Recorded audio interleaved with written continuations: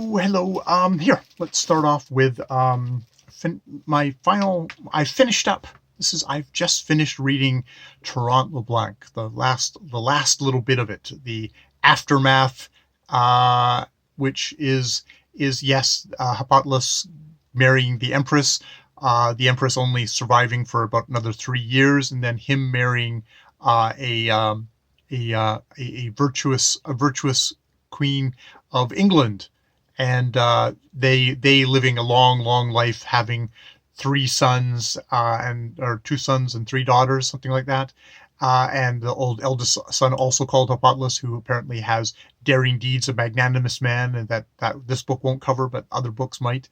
Um, and yes, they grow old and they die, and they in turn die on the same day and are put in the same tomb together as well.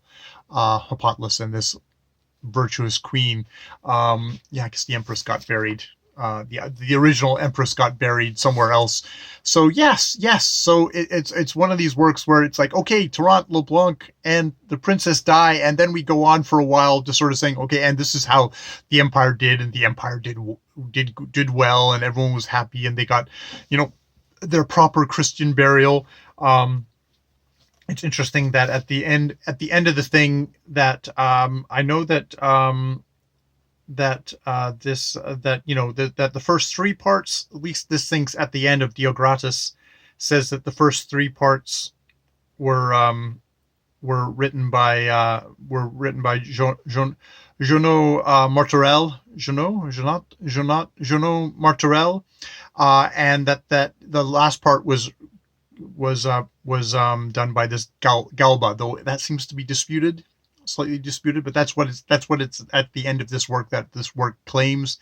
And that, if there's any things here that are not Catholic, the author, the Galba says, I submit to whatever correction of the Holy Roman Catholic Church for that part. So that it, even though this seems kind of racy and bizarre, this is all probably, it's going to fly muster for the church, and all these good Christian knights and stuff like that. So yeah, that was Trnt LeBlanc.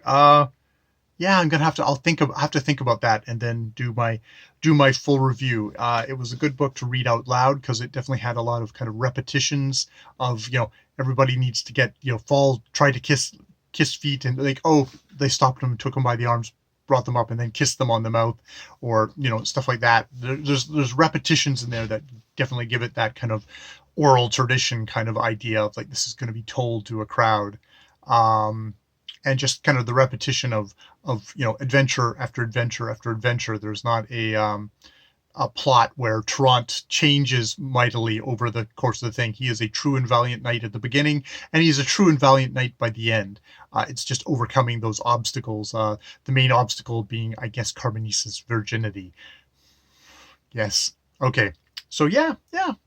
But it's good to read an actual chivalric tale while I'm also at the same time reading Don Quixote, which I'm still doing, but really enjoying. But it's like, I do get the sense that the Zucker brothers airplane movies, which were making fun of disaster movies, that Don Quixote might be the equivalent of that, of killing off chivalric things by satirizing them so well.